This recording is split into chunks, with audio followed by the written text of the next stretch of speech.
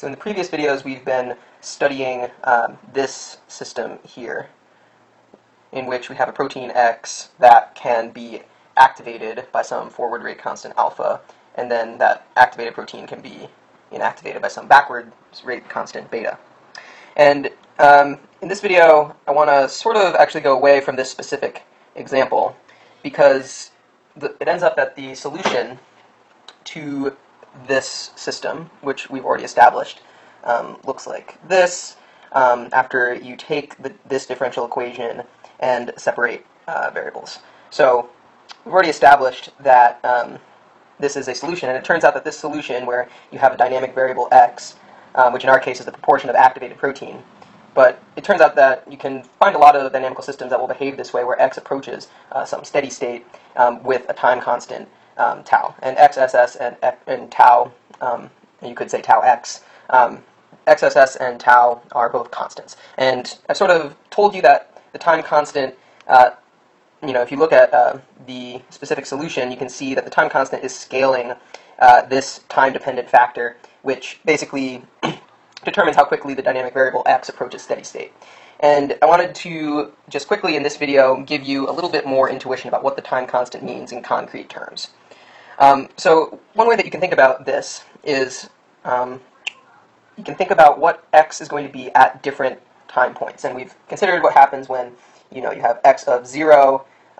In that case, this term becomes 1, which means that the xss will cancel and you are left with x0, so your initial condition.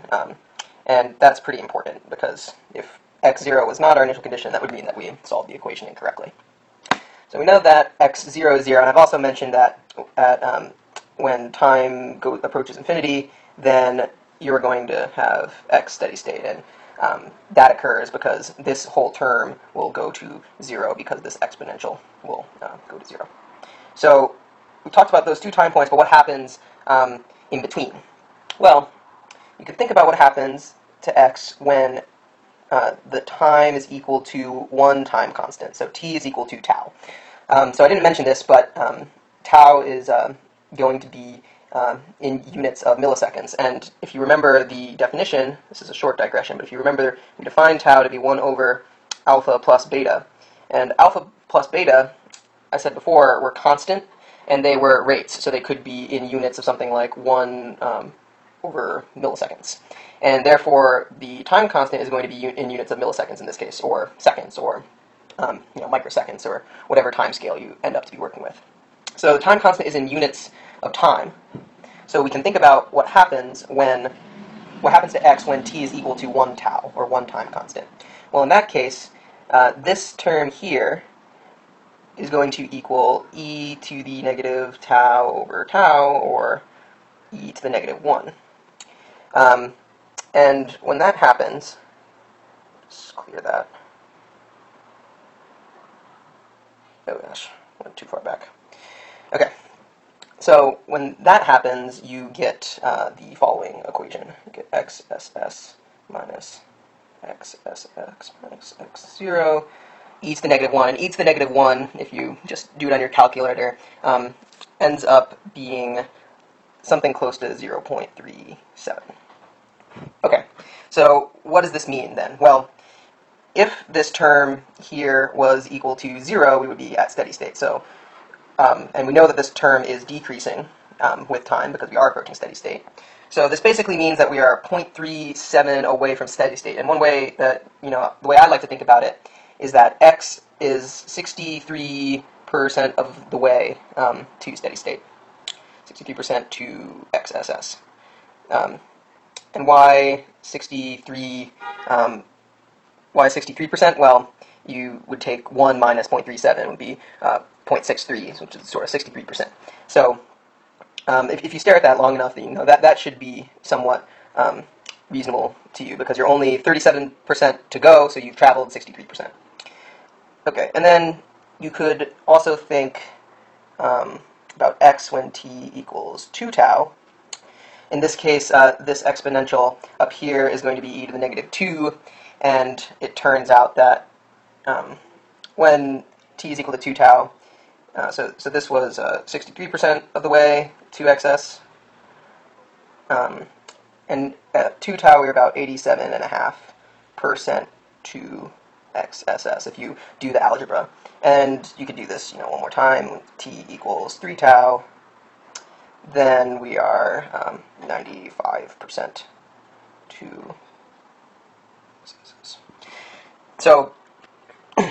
So the time constant does scale how quickly you approach XSS. So if you have a long time constant, then it'll take you longer to get 95% of the way to XSS. And if you have a short time constant, you will approach 95% more quickly.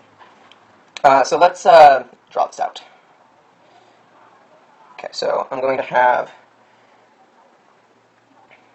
just one big plot on this screen. So this is time. And let's think about, let's say, we'll start all of our x0 at 0. So initially there's no active protein, or x begins at 0. As I said at the beginning of this video, it turns out that this equation, you can think about it in terms of active and inactive protein at this point, but this is, a pretty general mathematical motif that'll come up again and again. Okay, so this here is XSS, so this is, sort of 100% of the way there. And now I need to sort of estimate 63%, so it's about 2/3 of the way there. Let's say this is 63. This is 63% of the way between x0 and XSS, and we'll say these two, this will be 87%, and this will be 95%. And this will be our trajectory to begin with, at least. So if I drew this correctly, we could sort of take dashed lines, and at this point, when x is 63% of the way to XSS, this should be tau. It should be 1 tau. So that's the time constant. And at 87%, trying to sort of cheat here. At 87%, this will be 2 tau. And this is not perfectly spaced here. Maybe I didn't draw them quite correctly on the y-axis, but you get the idea. And finally, say this intersects somewhere over here. This would be 3 tau out here. Okay. So now what would happen if we had a second trajectory? So this would be 1 tau for red, 2 tau for red, and 3 tau for red. If we made the time constant smaller, then we would approach steady state more quickly. So I'll just draw a second example here of a second exponential curve that's also approaching steady state, but it does it much quicker. For this black line, this would be 1 tau right here, and this would be 2 tau, et cetera, and this would be 3 tau somewhere. So this time constant is roughly 3 times greater than the time constant for the red curve in this schematic example. And this is already getting pretty busy here, so I'll just draw one last line. If we had a slower time constant, let's say we had a time constant that was 3 times slower, it would go through that point there. That looks a little too linear to me. Get something that sort of looks like that, and this would be 1 time constant here. So in decreasing order, we have the black tau is the smallest tau, the red tau is larger, and the yellow or orange tau is the largest in this example. So this is what the time constant does, and this is how it affects these trajectories. So I'll post a couple links in the description of this video, because there's a lot of other explanations out there on the internet for this. So if this wasn't clear to you, you should be able to figure this out somewhere else. Okay, thank you.